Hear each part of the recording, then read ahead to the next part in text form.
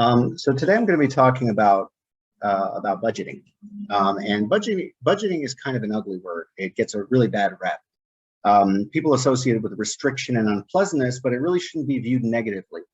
A budget is merely a plan for your money, and the more you get familiar with your money and see how it's working for you and where it goes, the better you'll have control of your finances.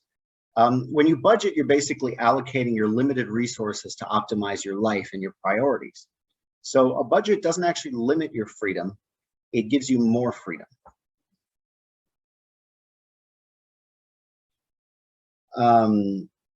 So these are, like I said, a budget is a plan, and to budget, when you budget, you're getting to know your money and you're planning where your money goes. But before I get into budgeting, I'd like to go over a few things like how to differentiate between needs and wants, because this is very important to getting a handle on your expenses. So, want to know a secret? It doesn't matter how much money you make. What matters is how much you can save. So there's countless people that have 7 or 8 figure portfolios, you know, like $1 million or $10 million, and they never made more than $50,000 a year. Personally, I never made more than 60,000. I'm sorry. I made an average of about 60,000 a year over the past 11 years, and I have $1 million net worth. So you can make $2,000 a month, you can make $20,000 a month. If you don't live below your means, you'll never be wealthy. It's not how much money you make, it's how much you can keep. So there isn't a salary in the world you can't spend. And a good example I like to give is that of Johnny Depp. So a couple of years ago, he was broke, he was facing bankruptcy. And it turned out he was spending $2 million a month on houses, on wine, on all kinds of stuff. So there really isn't an amount of money you can't spend, right? So quick question for you. Would you rather look rich like Waldo here, who puts on his bling every day and goes outside with his homies and throws up the universal symbol of poor fiscal responsibility? Would you rather look rich or be rich? Right? You have here all these people who don't look like much. They dress like they shop at Goodwill, but they're incredibly wealthy. They're all billionaires, right?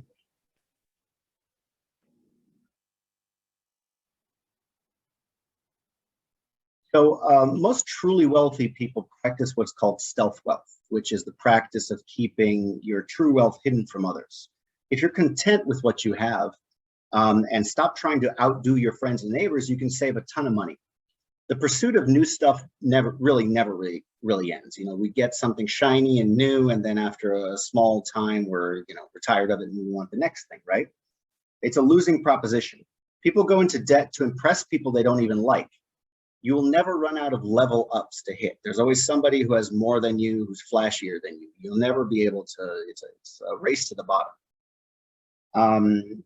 It's called keeping up with the Joneses, like your neighbor, the Jones family. They get a BMW, so you feel like you need to one up them, and you get an Audi, and so on and so forth, right? Then you have to get then your neighbor gets something better, and then you have to get something better. It never really ends, right? If you get rid of the need to show off, you can use your money for greater things like attaining financial freedom and changing the world, like, for example, through charity. So there's a book by Thomas J. Stanley called The Millionaire Next Door. And in that, he talked to I don't know how many thousands of millionaires and asked them like how they became millionaires, what they were like. And it turned out that almost all of them didn't inherit anything. They were all self-made, and they all drive like cheap cars, live in cheap houses. Really, the keys here are to practice humility, frugality, and gratitude for what you already have, and prioritizing saving over spending. I always think, spend on what's important to you and skimp on what isn't. So I have a 14-year-old car. It's like 215,000 miles, and I bought it new, and I still have it. It's probably worth around $2,500 or $3,000. I still drive it. It gets me from A to B. But it's not a very flashy car, right? I will never have to worry about getting targeted because of the way I look, the stuff I wear. I don't even wear jewelry or watches or anything, I can leave my car unlocked in the ghetto without really worrying about it getting broken into, right? So prioritize saving over spending. Spend on what's important to you. Oh, I already said that. I'm sorry. And invest as much as you can as early as you can. And because I practiced these habits from the time I was in my 20s, I'm a millionaire now. I'm 37 now, but I became a millionaire at 36. Most in The Millionaire Next Door, Dr. Stanley learned that most self-made millionaires are conservative with their spending. And that's because they realize that the less you spend, the more you can invest. And the more money you have working for you, the earlier you can stop working, right? So notice up top here that my haircut costs $0, right? So I dress in all kind of cheap clothing, Target, Walmart. You know, my sunglasses cost here $1.50 from Daiso, which is like a Japanese dollar store.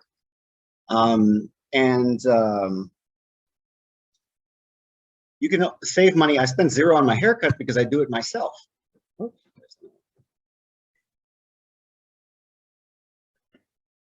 Actually, my wife did that. And it's not just me. There's a ton of other, I don't know if I'd consider myself super wealthy, but there's a ton of wealthy people who do the same thing. Mark Zuckerberg does it. You know, he's one of the wealthiest robots on the planet, and he spends pretty sparingly on things he doesn't care much about, like haircuts, clothing, and Facebook design. Saving on things that don't matter to you allow you to spend on things that do, right? So, oh, I'm sorry, let me skip this. Deferred gratification is a principle that many people take on to kind of acquire wealth early in life and retire early or hit financial independence. You know, for me, I followed this. You know, when I was in the military in pretty much all of my 20s, I lived like a poor college student for longer than was socially acceptable. You know, when my friends were all going out and spending $120 on a bar tab or whatever, you know, I stayed at home, or I did something cheap, or I went out to trivia night or something like that, right? So basically, you should save aggressively now so you can live large later. Defer buying the stuff and the experiences you want now so you can buy your freedom. And that freedom will give you the freedom, the financial freedom will give you the freedom to spend what you want and buy stuff you really want. So deferred gratification really is key to financial independence. And I'm not saying you have to live like a pauper your whole life. I'm under 40 and I'm a millionaire. And I have deprived myself. I have tightened my belt when I was younger, but now I don't have to. I can basically spend how I see fit, right? Here's some tips for success with money. Again, I told you before, it's not how much you make, it's about how much you can save. You want to live within your means, which is spend less than you make. And I think everybody understands this concept, right? But it's important to learn to want less and to be humble and frugal. You don't want to go broke trying to look rich, like our friend Waldo on the first slide, right? Let me go back and show you Waldo again. That's Waldo for financial responsibility. Yeah. You know, stop money leaks. Stop buying dumb stuff. You want to know where your money is going, you know, and you want to prioritize saving first. So when it comes to a budget, you want to always have a line item for saving, then your needs, and then your wants. What most of us do is we prioritize our needs because obviously the rent has to get paid, the food, the gas, all the utilities, all that stuff. But people that are successful with money make it a point to save money first. That's the first thing that comes out, right? So I just want to show you this. Warren Buffett says, do not save what is left after spending, but spend what is left after saving. I hate this example because it's so simplistic. Like, oh, all you have to do is save a single cup of coffee, or if I don't spend money on a single cup of coffee a day, invest that. After a month, it's worth that much. After a year, it's worth that much. And if compounded at 6 or 8 or 10%, it's going to be worth these many hundreds of thousands of dollars over 30 years, right? But it's this example, this simplistic example, is so common because it really is that simple. Like a small amount of money every day can add up to something big over time. And I also want to point this one out. Notice, you've noticed, right, that super rich people don't care about the way they look, right? They know that money is better spent doing something better. Poor people are the ones who feel the need to show off. And those are exactly the ones who can't afford that stuff. Like this guy over here, right? I don't know if he's poor, but I guess this is just the example, right? So frugality isn't about being cheap or stingy. It's getting the greatest value out of your money. You know, you're able, when you're frugal, you spend with purpose. You become more mindful of your purchases. You think about what you're getting whenever you spend a dollar, right? Is it worth it to you? So the idea when it comes to budgeting and all that stuff is to cut back on stuff you don't care about and spend big on the stuff you do. So a $5 coffee, you're getting, maybe if you made it at home, you'd spend maybe 50 cents, maybe less. And the remaining $4.50, you're paying for the brand and the convenience. Now, is that brand, is Starbucks worth $4.50 to you? Is the convenience of getting your own coffee worth $4.50 to you? If it is, and you have the money, by all means, spend on what you find important. But otherwise, make it at home. Save that money, invest that money. You know, spend with purpose. Let's see. Sorry, I'm looking at my notes here.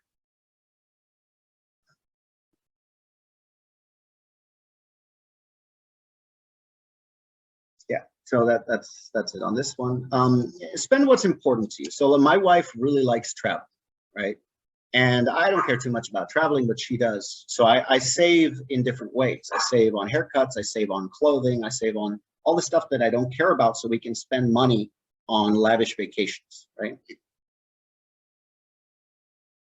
And next, it's important to, when making a budget, to understand the difference between needs and wants. Needs are necessities. They're survival level stuff.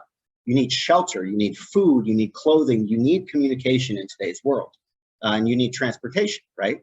But we need food, we don't need restaurants, right? You can eat rice and beans, right? That we're talking survival level, right?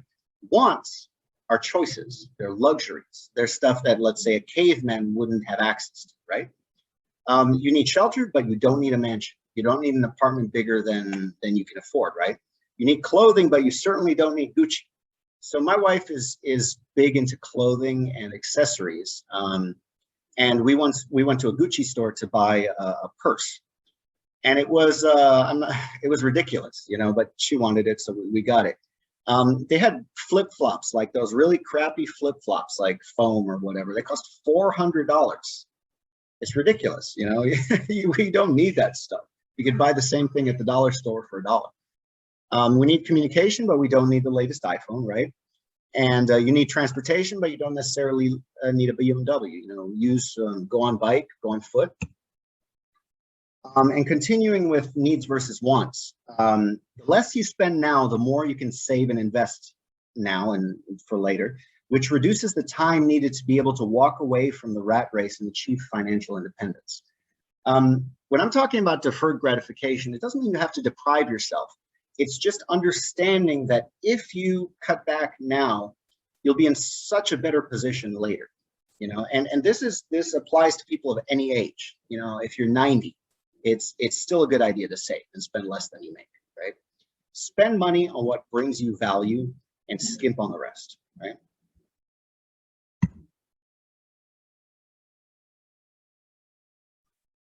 So one thing, there's a book called Your Money or Your Life by an author called Vicki Robin, and she retired really early, like in her early 20s, I believe. And this whole book basically boils down to this one concept: time equals money. So if you make $25 an hour, your take home after like taxes and stuff might be $20 an hour. So you have to think, whenever you buy something, how many hours of my life am I exchanging for this item? So if you buy new shoes for $100 and you make, you know, after tax and whatever your actual take home, is $20. You're basically exchanging 5 hours of your life for these shoes. You know, is it worth it to you? So, and I kind of talked about this, but I'm just going to go into it a little more. Think about what you're getting for your money when you spend. You know, money is a tool to make your life easier. You want to maximize your value. There's nothing wrong with spending money on stuff if you can afford it, like that Starbucks example. When you buy, so a BMW and a Toyota, what's the difference? Well, a Toyota and a BMW are both cars, but the BMW has the added feature of being a status symbol, right? I didn't know purses cost this much until I met my wife, but that Chanel handbag you see there in the center costs $4,000. And I just Googled like purses at Walmart, and that one over there, which I can't tell the difference. If I had to pick, I'd probably go with the left one because it looks nicer to me. That one costs $17 at Walmart. You know, they're both bags, they both hold items. The Chanel just has the brand and possibly the quality, right? But is that brand, is that quality worth nearly $4,000 to you? If not, you know, think about doing something a little cheaper.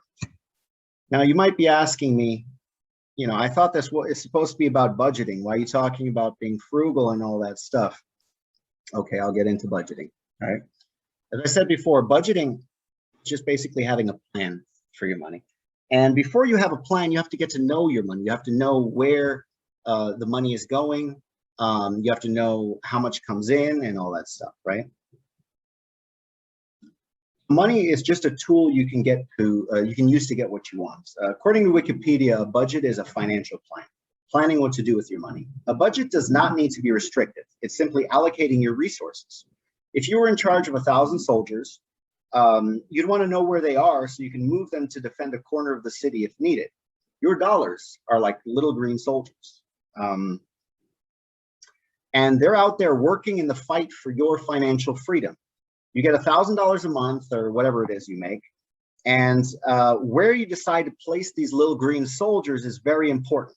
If you lose track of where you're sending them, you may not have enough to defend the city or your budget from an emergency. If you don't know where the money is going, you won't be prepared to defend against a financial emergency when it arises. Note I said when and not if, because emergencies happen and they're never at a time of your choosing. Otherwise, they wouldn't be called emergencies, right? But if you have enough money, an emergency can be merely an inconvenience. So the first step of knowing where to allocate your money is know where the need is. How much do you need to spend on rent, food, clothing, gas? You want to start tracking your expenses. Know where the money is going. Now, I'm not doing this, I'm not bringing this up to judge you on what you spend, how much you spend on what category. It's just a matter of knowing, right? And this way you can realistically say, I can spend this much on these categories. I can cut costs here and all that stuff. So I'd like everybody, if you guys are serious about this, I'd like you to go through 3 months of your past expenses and see where you spent your money. We want to look at the past because if you ask anyone how much you're going to spend next month, invariably people underestimate because there's always little things here and there. Or you think like, oh, I'm going to spend this ideally, right? But most people spend more than that. So I want to show you something that I made. You can use. So let me find this. I have a website called dollarbills.com. And on that website, if you go to the resources tab here, you can download this file, the money file, and it'll just be an Excel spreadsheet, and you can input your own stuff. Let me show you mine.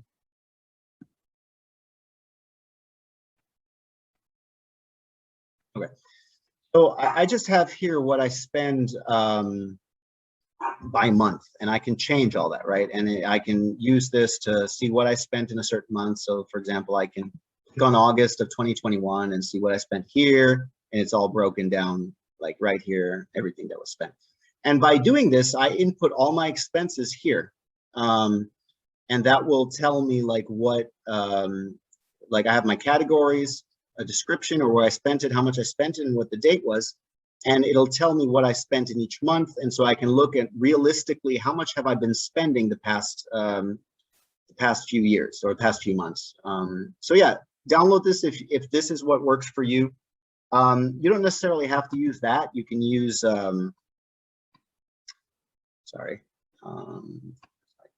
you can use pen and paper. You can use stuff like you need a budget, or you can use personal capital or something like that, right?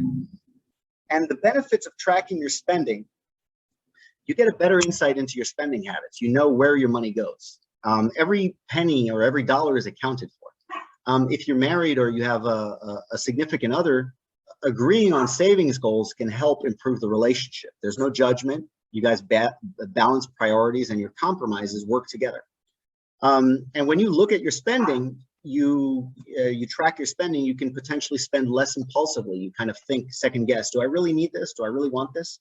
And when you track your spending, you can also have more confidence in reaching your goals, staying on track, and become less anxious about money. And like I said earlier, there's different ways to do it. You can do it in the money file that I showed you. You can do it with pen and paper. You can do it with these apps. Mint is a famous one. You need a budget, that YNAB, that costs money, but it's nice.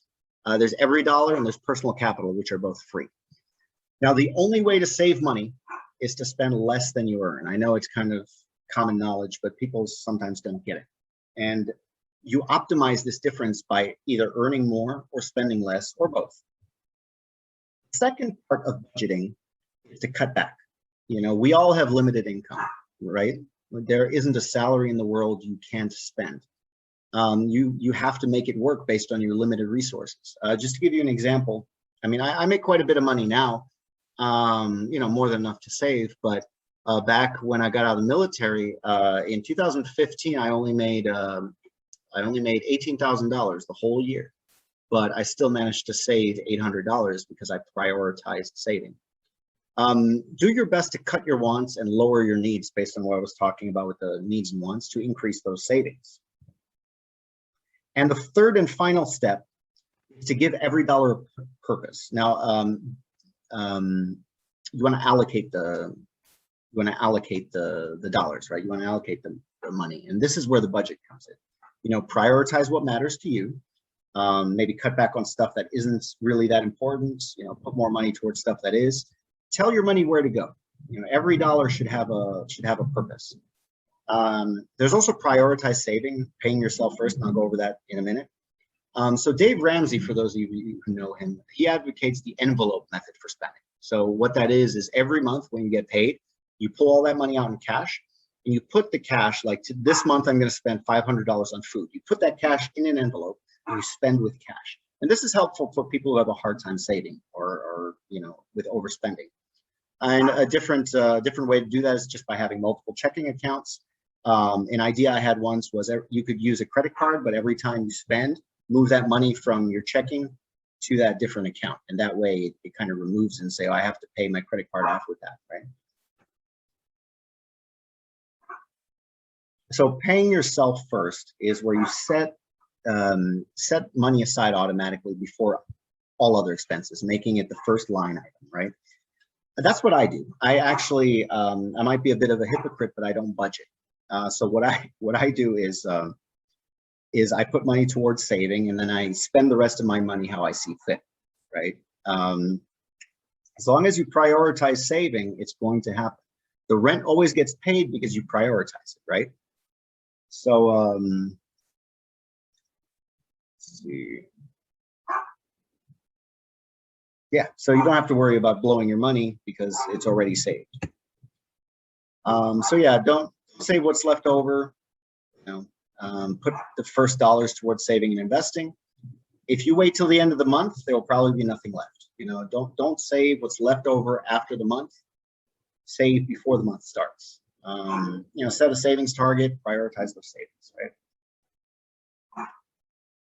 And so many people are like, oh, I can't stay on budget. You know, something always comes up. I lose track of how much I have left. I can't help it, or my wife won't allow it.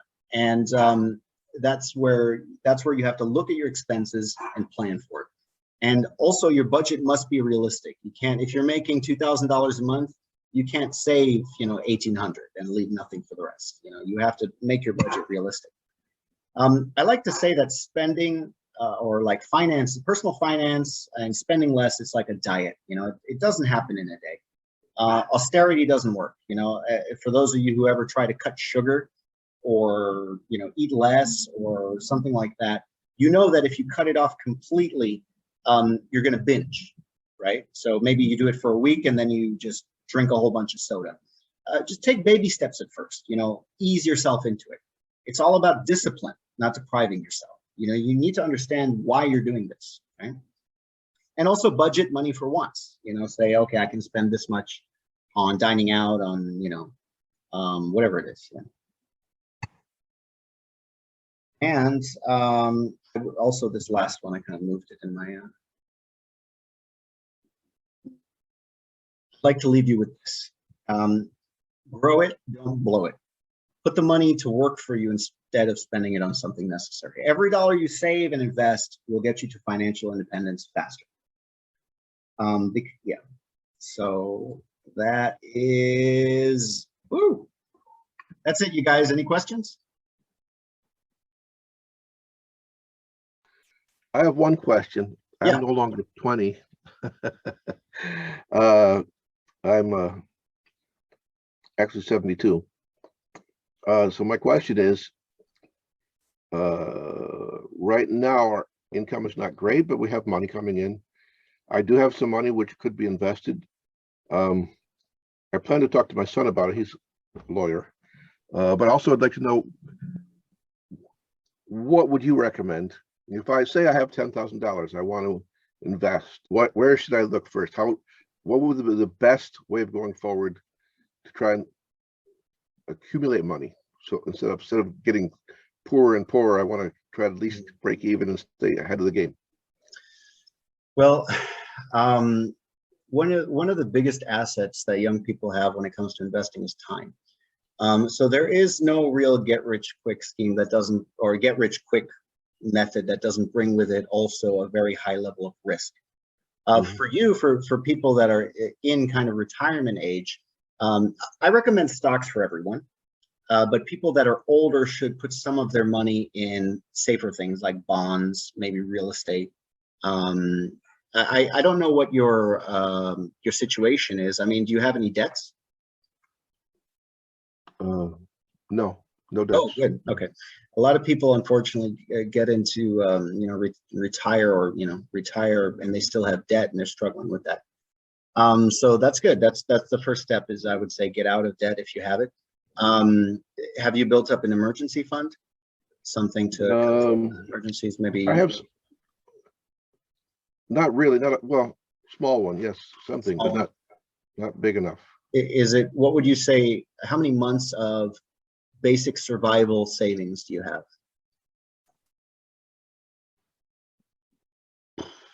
Roughly, it doesn't really matter. Maybe 3 or 4 months. Oh, good enough. Yeah, that's fine. That's fine for an emergency fund. Have you? The next thing I would say is, have you opened and funded a Roth IRA? No, I haven't. Okay, that's where you'd start. And within that Roth IRA, you would invest in index funds. So index funds are basically a package deal of stocks. And I recommend index funds over individual stocks, because when you put your money in a single stock, you're putting all of your eggs in one basket. You know, if that company fails, then all your money is lost.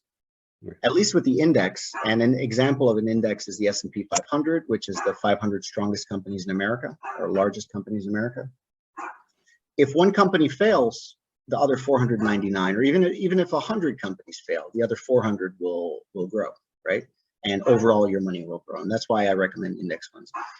One thing to be aware of with stocks is that they tend to be risky in the short term. So what is the purpose of, what's your purpose for investing? I don't want to be a burden to my children. My wife and I would like to try to remain somewhat financially independent. I got you. Well, yeah, I suppose I would put maybe, I mean, you seem in relatively good health, so there's no real danger of getting anything expensive in the near term, is there?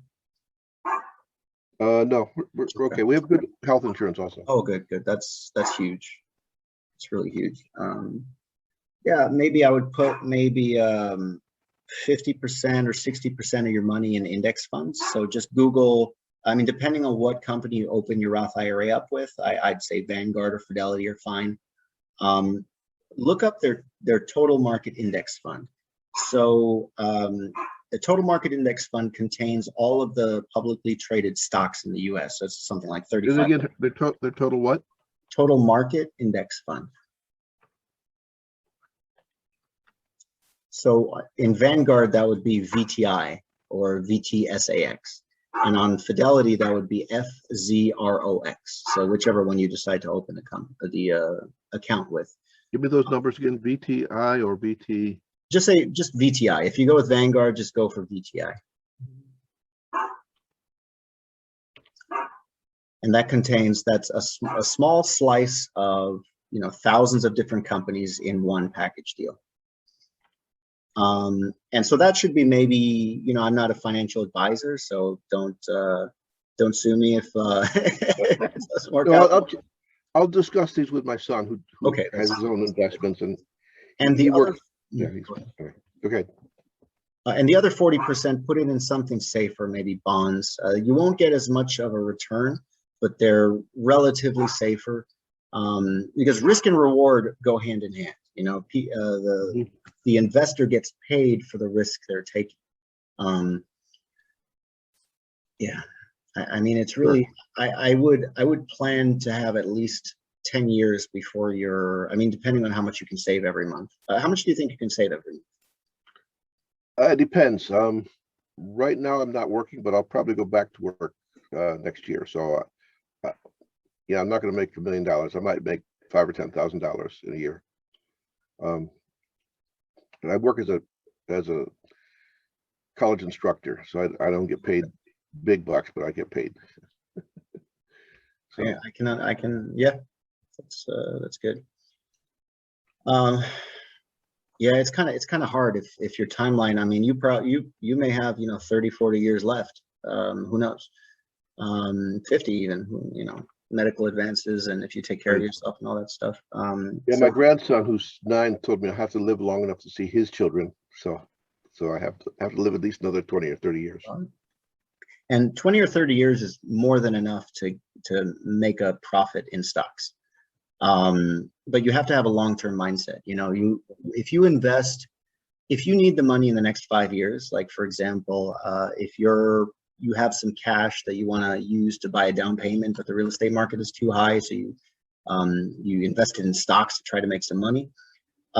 If you are planning to buy something within the next 5 years, if you need that money, do not invest it in stocks, because stocks on a day-to-day basis, you can go up or down roughly 50-50. So about 54% of the time, it's positive on a day-to-day basis, right? If you zoom out to a year, you have about a 3 in 4 chance of making money. So every 3 years on average, the stock market is positive, and every 4th year it's, and one out of 4 years, it's negative, right? If you keep zooming out 5 years, now you have like, it's like an 80-something% chance every 5-year period that you make money historically. If you go out to 10 years, it's a 96% chance. If you go out to 15 years, you have a 100% chance of making money, you know, based on historical 15-year periods. Sure.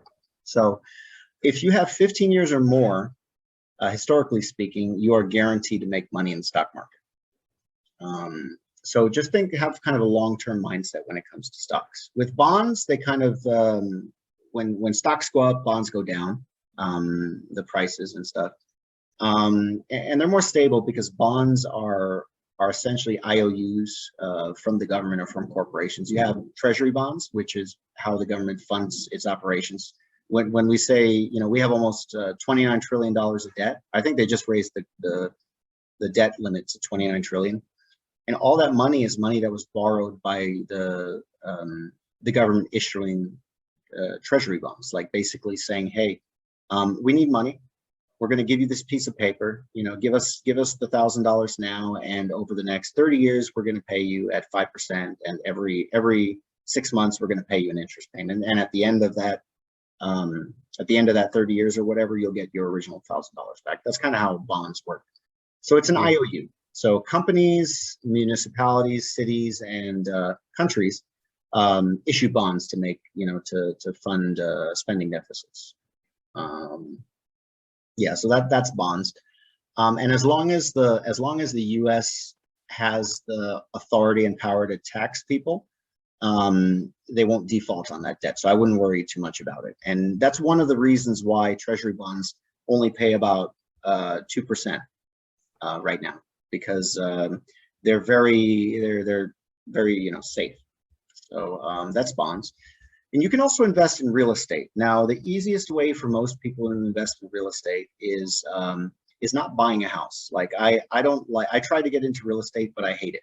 Like I hate dealing with people that I can't trust. You know, like I don't know if they're going to pay the rent. I don't know if they're going to damage my stuff. And that's why I love stocks, because they're so passive. You know, you have the board of directors to run the company. I don't have to do anything. I just profit from, I just give them my money, or ultimately gets back to them. But I put my money into the company, I put my faith and money into the company. And then when they make money, so do I, because I'm a part owner. That's what the stocks are. Stock certificate represents part ownership of that company that you're buying. And by buying, so basically companies make everything that we use, right? So the shirt you're wearing, your house, your table, your computer, they're all made by companies. And if you buy an index fund, especially a total market index fund, you own parts of all of those companies. So every time you're spending money, a tiny piece of that money is coming back to you in the form of dividends or in the form of company growth. So I should invest in Walmart and then buy all my clothes and stuff from Walmart because I get a return. Yeah, but it's minuscule. It's like fractions of a penny, you know, but so I wouldn't. Yeah. I get it. It's like credit card rewards. You don't spend more just to get more rewards, because you're, you know, it's a losing proposition. Yeah. Did that answer your question? Oh, I'm sorry. Real estate. Yeah. Sorry, I forgot to finish that. So I hate, I intend to buy a house at some point when, you know, the price is not so ridiculous. And potentially I could be, you know, I'll have a rental real estate, but that's not really my my primary thing, because I really hate debt. I hate liabilities. I hate being on the hook, you know, where somebody can come out of the woodwork and say, hey, you owe me, or pay up or else. And what if, you know, what if I don't have any money at the time? So that's why I'm very conservative with my money. I avoid risk. And the only reason I do stocks is because I've read so much about them, and I've found the path that works almost guaranteed for everyone. It doesn't matter if you know anything about finance, you can invest in index funds and make money, you know, as long as you have a long-term time frame. And, you know, yeah. So for most people, if you want to invest in real estate, you invest in what's called a REIT, and that's spelled REIT, and that stands for Real Estate Investment Trust. But of course, the downside is that you're putting all of your money into one industry. So you remember what happened in 2008, 2009, right? The housing market went. Right. So REITs lost much more value than stocks did at that time. So you might have REITs tend to get a little more return, but they also have bigger drops. So they're even more risky than stocks. But they're great because they pay dividends. They pay pretty high dividends. REITs are obligated to pay, I think, 90% of the profits out to their investors. So that's an idea that you could do, because they pay cash, you know, every quarter or every, I don't know what they pay. Probably every quarter they pay cash. But again, it's you need money to make money.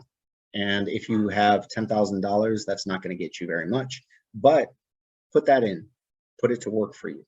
You know, you could do bonds, you could do real estate, you could do stocks, whatever you want. I honestly would put a large chunk into stocks, knowing, of course, be aware that stocks are at all-time highs. So we may have a drop at some point. We will have a drop at some point, a crash. But if you followed the stock market last year in March, it lost, I believe, between February and March, it was like 33 days or something like that. It lost a third of its value. But then it quickly recovered, you know, within like I was so busy at the time because I was working at the UPS warehouse, like 12, 14-hour days. So I didn't pay attention to my stocks. I might've been a little, in April of, or March or April of last year, I lost $90,000. $90,000 just in 1 month. It was crazy, but I was too busy to pay attention to it. And it's a good thing I didn't. I mean, I have the discipline not to sell when that happens, but many people don't. So biggest thing with stocks, you must sit on them. You know, sit on your hands if you have to, whatever. Don't sell. especially when the market's down, because the only time you lose money on an investment is when you sell. And it's down and you sell. Stocks will always recover because stocks are key to the economy. It's just companies buying and selling stuff, right? So that's my advice about that. I remember Warren Buffett saying, never sell when the market drops. He said that's the time to buy, actually. Yep. Most people sell, but the reason he's rich is because he buys when the market's down. So be greedy when others are fearful, and fearful when others are greedy. So like right now, That's actually, huh? sorry. What? That's actually what I did with Exxon when everything went down last April. I thought, hey, I'm gonna get some Exxon. I put 10K on Exxon. Yeah. And then In the long term, if oil companies, in the long term, if they don't diversify their holdings, like if they don't go into other like renewable stuff, they're going to lose value. They're going to kind of crash. But in the short term, like over the next few decades, it's going to be, sorry, that's not really short term, but the next 10 to 20 years, oil will still be a thing. So yeah, that was a great idea. Like for me right now, people are extremely greedy with real estate. The demand is sky high. And so now is not a good time to buy a house, not just because of the price, but it's everybody's greedy. So you want to be fearful when others are greedy, and be patient and smart with your money. Yeah. Right. Well, thank you. That's good. It's good advice, and I will definitely look into this. Okay. Yeah. If you ever have any questions, just message me and I can talk about some more stuff. What happened when the people in the household, they have a different spending habits? Like you said, you like to save money, but your wife, she likes to go and she wants to buy Gucci bag. How do you do it? that that spending habits together? Does it irritate you when we have to spend money on seemingly not rational thing like that? Yeah. But I made her sound like she's a spender, but she understands. She spends a lot on a couple of categories like travel and clothing. But she's very prudent when it comes to everything else. But we make it work. We don't spend more than we make. And she makes her own money. So we have when we first got married, we split our finances. So she had her own ideas of stuff that were necessary than me. So what we did was we allocated, like I would cover the rent, she would cover the food, and then the rest of her money she could use on whatever she wanted. So that kept us happy for a while.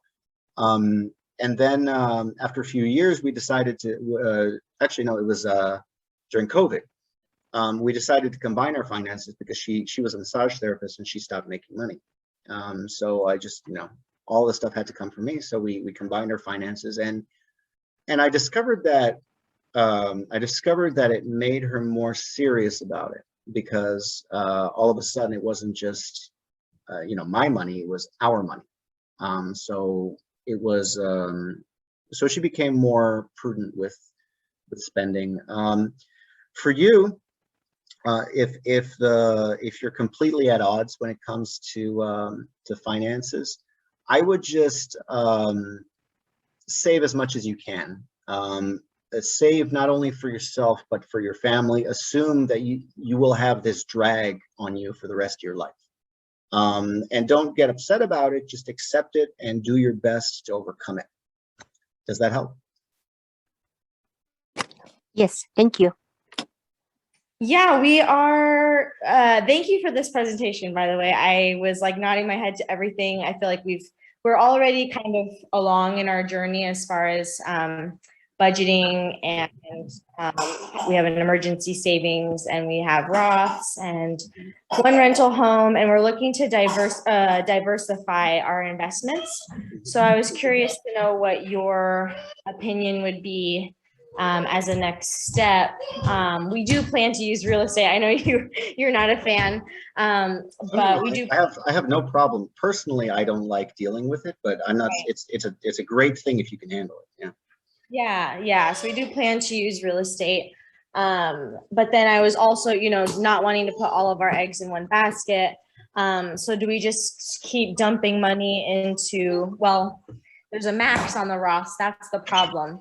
That's where my question came, is you can only do 12,000 a year. So once that's maxed, what would you suggest as far as another, like the next step, next account? I actually, if you want to go to my YouTube, I have videos on that. In go to dollarbills.com. That's BILZ, and go to the resources tab and click on the YouTube thing, and it'll take you there. But in a nutshell, do you have a 401k? We do through my husband's work. Well, there's another $19,500 you can either shield from taxes, or yeah, it's a tax advantaged on another 19. The Roth IRA and the 401k, they are essentially the same. You're either, if you have a traditional, do you know about the difference between traditional and Roth? No? No, No worries. so. No biggie. So a Roth is best for people under like the 22% tax bracket, because you pay taxes up front, you pay lower taxes, and then that money goes in and it grows tax-free. Like all the profits that come in, the dividends and interest are tax-free. If you had it in a normal brokerage account, like a Robinhood or something, or E-Trade or something like that, every year you'd be taxed on those dividends, that income. And then when you pull it out, a Roth, in retirement, it's also completely tax-free. So you could have invested maybe $100,000 in your Roth over your life, and if you retire with $1 million, that entire $1 million is completely tax-free. And so that's why I like Roth.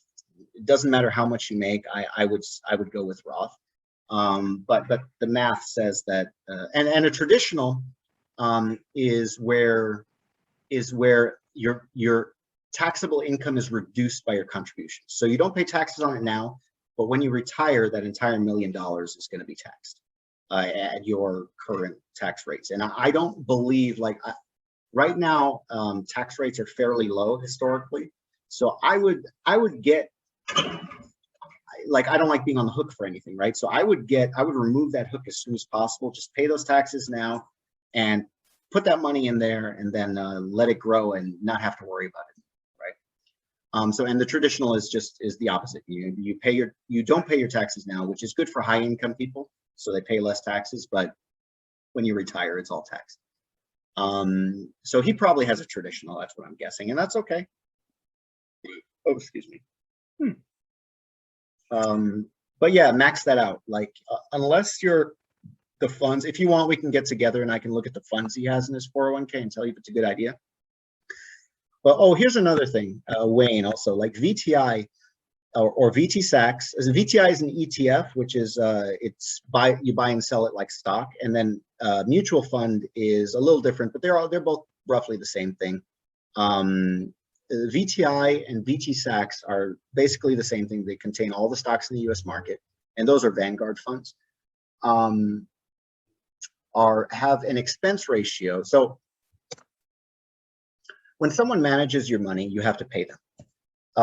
Active fund managers tend to charge about 1%. And that 1% compounded over years can reduce in 30 years, 1% will reduce your final money by like 1/3.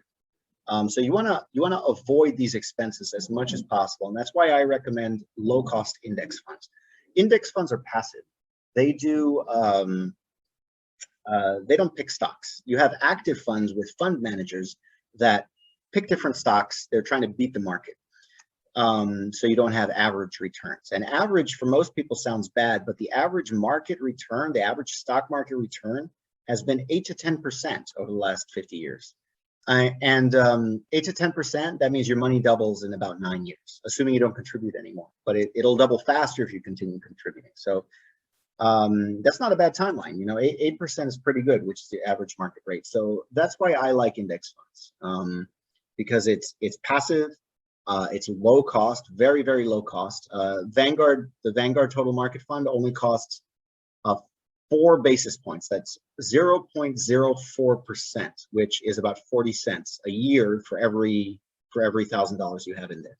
So on $1 million, you're paying $400 in fees, which is very, very low. That's annually, right? And if you have $1 million and the market goes up at 8%, that's $80,000. So that minuscule expense ratio is worth it.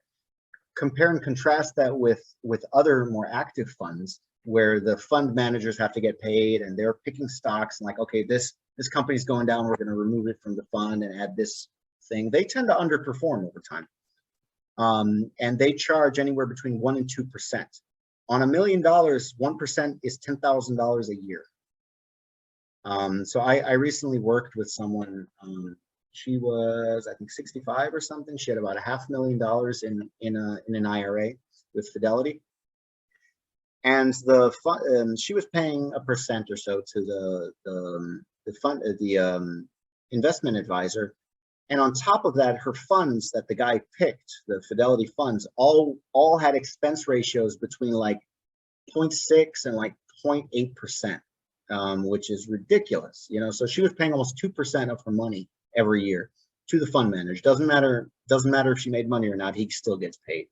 So just stick with unless you know what you're doing, I wouldn't pick stocks. I wouldn't give your money to someone to pick stocks for you because they tend to underperform.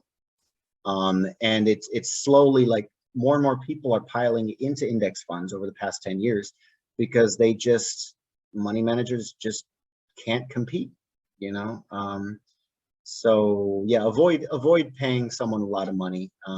Usually when you want something done right, you want to go with somebody who really knows what they're talking about. You would never get surgery from a doctor who didn't go to medical school, right? Finance is the opposite. Discipline is 90% of finance, right? You have hedge funds with people with MBAs and PhDs, finance, economics, computers, and they tend to underperform your millionaire next door who's just putting their money into the stock market in general, into just a passive index fund, paying 40 cents for every $1,000. Just year after year, paycheck after paycheck, they become rich. That's what I did. It took me 11 years to make $1 million from the time I got out of debt. I just save money on everything. I haven't bought a car in 14 years, still have the same one. It's old, but I'm not going to get robbed driving in it. So it's another benefit. Yeah, thank you very much. I definitely will look into all this. Okay. That's very helpful. And definitely, whenever it comes to finance, get a few opinions. Don't Right. take one person's word for it. I mean, I feel very strongly about what I know, and I think it's the right choice. But just as a matter of habit or a matter of practice, like ask other people what they think. That's a good idea. Oh, by the way, I don't want to get off topic too far. What do you think of cryptocurrency? Well, I own some. I think it is an extremely speculative venture. So I liken it to a lottery ticket. It's gambling. It's 100% gambling. It may very well be the future of money, but I don't know that. But what I do know is that stocks will never go out of fashion. They will always they will always, because stocks are based on the earnings of companies, right? And companies will always sell stuff. Even if one company dies, another company will take its place and sell people what they want, right? And the profits that they make, and they wouldn't be able to stay in business if they didn't make profits, goes to those investors. So stocks are always a good idea, as long as you have a long enough timeline. But I own, let me brag about my own investments, right? So 5 years ago, in the January 2016, I bought $1,000 worth of Bitcoin. Today it's worth about 120,000. So I got lucky. I put money in there that I was okay burning. Has everyone bought a lottery ticket at some point? Yeah, sure. Everybody. Okay. So it costs $1 or $2, and you're not going to win. There's like such a small percentage, but you still want to put your money in there with the possibility of making a ton of money, right? And so that's what I did. I had a spare $1,000 lying around that wouldn't hurt me too much if I spent it. And I put it into Bitcoin and Ethereum and a few others. And it blew up. I didn't know that was going to happen. I was, hoping, but it blew up beyond what I could have hoped for. And it's just part of my net worth now. But I have no delusions about it being guaranteed. So if you have spare money that you don't mind setting on fire in your yard, if you would spend that money on lottery tickets, by all means, buy crypto instead, because you have a higher probability of making some money. I also, despite really liking index funds, I also invested in single stocks. And this is going to make me sound like an investing genius, but I'm really not. I got lucky. I bought, my wife and I bought 76 shares of Tesla back in 2016, total of $18,000. And I think split adjusted, it was about $44 a share. And now it's $834 a share. So we are about $250,000 in Tesla, just from that $18,000 investment. I also bought some Amazon. It didn't do as well as Tesla, but it still did very, very well, much better than the stock market overall. In the past year, it hasn't, like past 6 months, it hasn't been doing very well. But again, this is all a long-term game. I remember when I was at work a few years ago and said, wow, my Tesla investment made $800. And they're like, oh man, you should sell it. Yeah, if I sold it, I wouldn't have, hundreds of thousands of dollars, right? So don't always get a second opinion. Don't automatically do something that somebody suggests just because, they might know what they're talking about, or like, I bought Tesla with a long-term mindset. I know that idea was amazing to me, the sexy electric cars, all that stuff. I really liked it. And so I decided to invest some of my money into Elon Musk, and it panned out. I mean, it might crash in the near term, but I think over time it's going to do very well. And this isn't, I'm not saying this so you buy Tesla, because it might take 30 years. It might crash and take 30 years to recover. Who knows? But stick with index funds, especially if you don't have much money. Like I only started investing in stuff that wasn't index funds, the stuff not in my Roth IRA, not in my 401k, after I had about 200,000. That's when I felt comfortable putting, like 10% of that money into side bets, right? Sure. Right. Thank you.